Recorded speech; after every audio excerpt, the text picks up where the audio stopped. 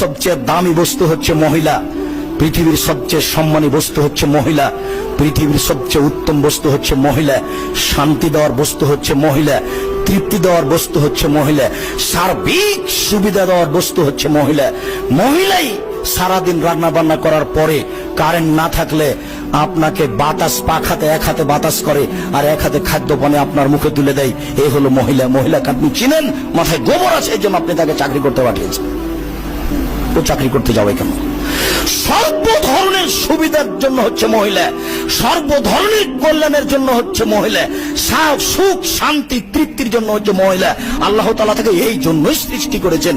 সে অশুভ ফল হতে পারে কি করে? ছি ছি ছি ছি ছি ছি।